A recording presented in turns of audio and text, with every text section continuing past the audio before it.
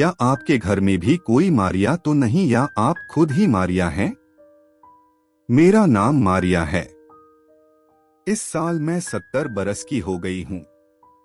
एक मुकम्मल खूबसूरत सा अदद। लेकिन सच कहूँ तो उसने मुझे कोई खुशी नहीं दी। यहाँ तक कि वो केक भी बेजायका लगा जो मेरी बहू ने मेरे लिए बनाया। या शायद मसला मुझ में ही है। शायद अब मुझे कुछ भी अच्छा नहीं लगता, न मीठा न तवज्जो। मैं समझती थी कि बुढ़ापे का मतलब है तन्हाई, एक खामोश घर, ऐसी फोन कॉल्स जो कभी नहीं आती, वीकएंड्स जो खाली गुजरते हैं।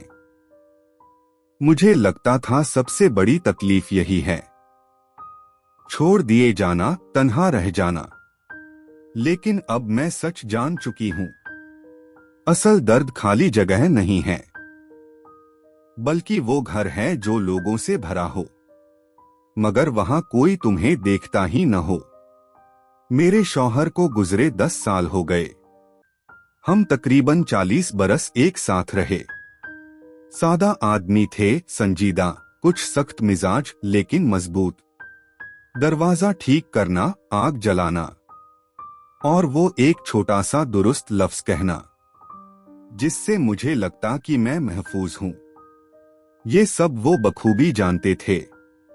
जब वो चले गए तो लगा जैसे जमीन मेरे कदम तले से निकल गई हो।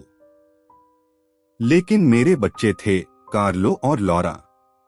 मैंने उन्हें सब कुछ दिया, इसलिए नहीं कि माँ ऐसे ही करती है, बल्कि इसलिए कि मुझे मोहब्बत का और कोई तरीका ही न आता था। मैं कोई बड़ी तालीम याफ्ता या घूमने फिरने वाली औरत नहीं थी, लेकिन हमेशा उनके लिए मौजूद रही। बुखार में, होमवर्क में, डरावने ख्वाबों में। मुझे यकीन था कि मोहब्बत वापस लौटती है। लेकिन वक्त गुजरने के साथ मेरे बच्चे आना छोड़ गए। माँ, बहुत काम है आजकल, इस वीकेंड पर तो मुमकिन नहीं। और मैं इंतजार करती रही। यहाँ तक कि एक दिन कार्लो ने कहा, माँ हमारे साथ आ जाओ, वहां तुम्हें ज्यादा कंपनी मिलेगी। तो मैंने अपना सामान बांध लिया, अपना कंबल हमसाए को दे दिया, पुरानी कॉफी वाली केतली अतिया कर दी, पियानो बेच दिया जो मेरे दिल का हिस्सा था, और मैं रवाना हो गई। उनके घर एक जदीद, कुशादा, रोशन घर। शुरू में वो सब बहुत अच्छे थे। मेरी नवासी ने मुझे गले लगाया, लॉरा ने मुझे कॉफी बनाकर दी। लेकिन फिर कुछ बदल गया। माँ, टीवी की आवाज कम करें, बेहतर होगा कि आप अपने कमरे में रहें, दोस्त आ रहे हैं। ओह, क्या आपने फिर सबके कपड़ों में अपने कपड़े मिला दिए? मैंने मना किया था ना।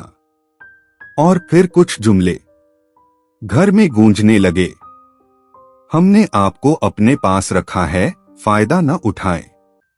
ये आपका घर नहीं है माँ।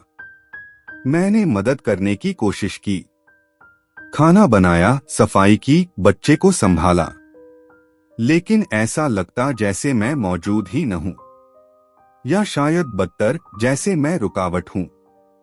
एक रात मैंने लॉरा को फोन पर कहते सुना, मेरी सास तो एक मुजस्सम जैसी है जो कोने में रख दिया हो। वो मौजूद है, लेकिन नजर नहीं आती, और वैसे भी ऐसा ही बेहतर है।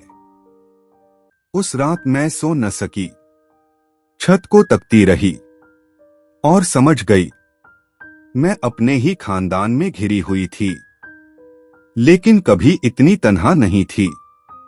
एक माह बाद मैंने घर छोड़ दिया। उन्हें बताया कि एक दोस्त ने गांव में कमरा दिया है। अच्छा ही होगा माँ, कार्लो ने कहा, एक ऐसे सुकून के साथ जिसे वो छुपा भी न सके। अब मैं ग्रेनाडा के मुज़ाफ़ात में एक छोटे से फ्लैट में रहती हूँ। कॉफी बनाती हूँ, किताबें पढ़ती हूँ, ऐसे खत लिखती हूँ जो कभी भेजने का इरादा नहीं।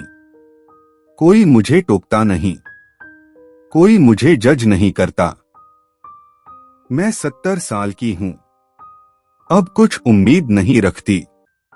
बस इतना चाहती हूं कि खुद को एक इंसान महसूस कर सकूं, न कि बोझ, न कि एक साया। आज मुझे मालूम है कि असल तन्हाई खामोशी नहीं है, बल्कि वो लम्हा है जब आप उन लोगों में होते हैं जिनसे आप मोहब्बत करते हैं, लेकिन वो आपको देखते नहीं। वो आपको बर्दाश्त करते हैं, लेकिन सुनते नहीं। आप वहां होते हैं, लेकिन जैसे गैर मौजूद।